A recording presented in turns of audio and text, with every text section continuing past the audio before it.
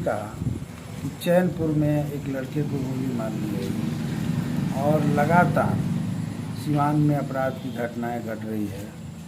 तो हम समझ रहे हैं कि ये बिहार की नीतीश जो सरकार है वो पूरी तौर पे अपराध को रोकने में फेल हो चुकी है। जरूर बात तो लाइन ऑर्डर का हो रहा है, सुशासन का बात हो रहा है, लेकिन सच्चाई यही है कि बिहार सरकार की पुलिस प्रशासन का अपराधियों पर से खौफ समाप्त हो गया है और पुलिस कोई कार्रवाई नहीं कर रही है, हाथ पर हाथ धर के बैठी हुई है। यही सच्चाई है। एक जो आपके जो एनडीए के प्रवक्ता हैं, उन्होंने सोशल मीडिया के माध्यम से लिखा था कि सिवान में मर्डर कहीं विपक्ष का देन तो नहीं, क्योंकि यहाँ पर जो विधायकों की संख्या है 8 में 6 विधायक विपक्ष के हैं। इसके संदर्भ में क्या कहेंगे सर? ये तो देखिए, कुल मिलाकर के अपनी कमजोरी को छुपाने के लिए दूसरे पर आरोप मढ़ दिया जाता है। ये बताइए कि अगर विपक्ष ही करवा रहा है तो फिर सरकार किस लिए है? सरकार हाथ पर हाथ धर के क्यों बैठी हुई है? यह बिल्कुल उनके फेलियर हो जाने का ही प्रमाण है कि दूसरे के माथे पर जो है जवाबदेही मढ़ देना। ये मैं समझता हूँ कि ये सच नहीं है। सच यही है कि बिहार में क्राइम ज़बरदस्त रूप से बढ़ा हुआ है। महाजंगल राज बिहार में कायम हो चुका है और बिहार का पुलिस प्रशासन अपराधियों से साथ साठगांठ किए हुए है। किसी भी मामले में कोई ठोस कार्रवाई नहीं हो पा रही है और कुछ लोगों को पकड़ करके पुलिस जेल में डाल देती है, वो चाहे भले ही निर्दोष हो, और तीसरी समझ लेती है। सच्चाई यही है कि किसी भी घटना का ठीक से जांच नहीं हो रहा है और न ही अपराधियों पर कार्रवाई हो रही है। इस वजह से क्राइम बढ़ा है। और अभी जो मनु पांडे की हत्या हुई, आज मैं उनके पीड़ित परिवार से मिलने गया था। ये क्राइम की घटना है और अभी तक उनके साथ रहने वाले एक आदमी को पुलिस गिरफ्तार की है। 3 लोगों को उन लोगों ने नामजद किया है, उनमें से किसी की गिरफ्तारी नहीं हुई है। अब आगे पुलिस क्या कर रही है, इस संबंध में हमने एसपी से बात भी किया। एसपी साहब ने हमको आश्वासन दिया कि 3 दिन के भीतर ठोस हम जो है जांच कर देंगे और सच्चाई सामने आएगी, अपराधियों की गिरफ्तारी होगी। तो उन्होंने हमसे वादा किया है।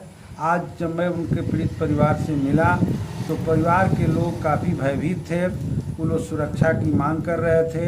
हम आपके चैनल के माध्यम से पुलिस प्रशासन सिवान से मांग कर रहे हैं कि उस परिवार को पूरी प्रोटेक्शन दी जाए, सुरक्षा की गारंटी की जाए, साथ ही साथ इस घटना की उच्च स्तरीय जांच करवा करके दोषियों की कड़ी से कड़ी सजा हो और पीड़ित परिवार को मुआवजा मिले।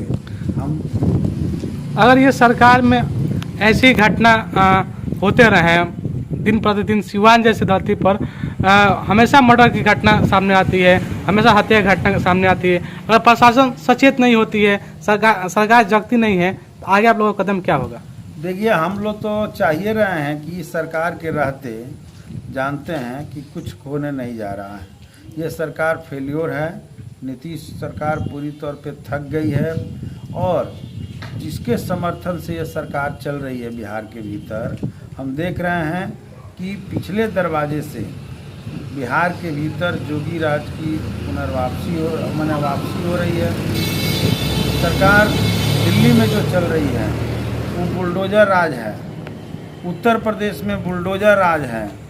अब पहली बार मैं देख रहा हूँ कि एक ऐसी सरकार है दिल्ली में जो आज़ादी के 75 साल में अमृत महोत्सव मना रही है और लोगों के खाने पीने की जो चीज़ है, आटा है, चावल है, नमक है, तेल है, मिर्चा है, मसाला है, सब्जी है, इस पर जीएसटी लगा रही है। ये कभी नहीं हुआ था, इस पर कभी टैक्स नहीं लिया जा रहा था।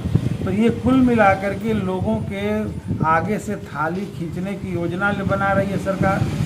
और नीतीश कुमार की सरकार, नीतीश कुमार जी जो बिहार के हमारे मुख्यमंत्री हैं, कुछ नहीं बोलेंगे। भाजपा के प्रवक्ता बैठ करके दिल्ली में किसी धर्म के खिलाफ वक्तव्य देंगे, लेकिन नीतीश जी उस सवाल पर कुछ नहीं बोलेंगे।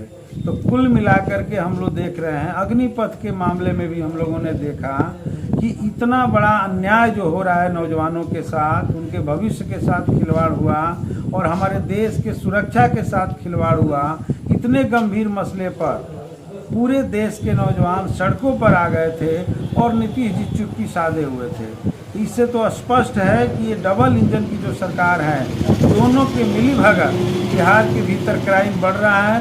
इसके लिए भाजपा भी उतनी ही जिम्मेवार है और भाजपा के लोग ये चाह रहे हैं कि क्राइम को दिखा करके यहाँ पर उत्तर प्रदेश के तर्ज पर पुलिस का दमन चलाया जाए, पुलिस इनकाउंटर किया जाए।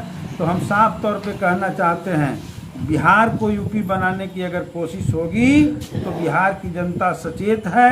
बिहार की जनता कभी भी पुलिस राज को बर्दाश्त नहीं करती है और गरीबों को नोटिस थमा करके उन पर बुलडोजर चलाया जाएगा, इसको भी बिहार की जनता बर्दाश्त नहीं करेगी।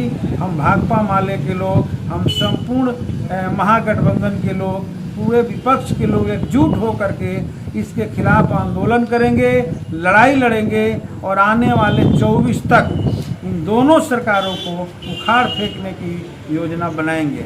और हम समझते हैं कि जनता इस दिशा में बढ़ चुकी है। 24 में भाजपा की विदाई तय है, चाहे वो जितना जीएसटी लगा ले, जितना बुलडोजर चला ले या जितना अग्निपथ योजना लेकर के चले आए। कि बिहार के और देश की जनता समझने लगी है और निश्चित तौर पे आने वाले 24 में इसकी विदाई होगी। सर अपना परिचय दे दीजिए। अमरजीत कुशवाहा, विधायक जीरादेई।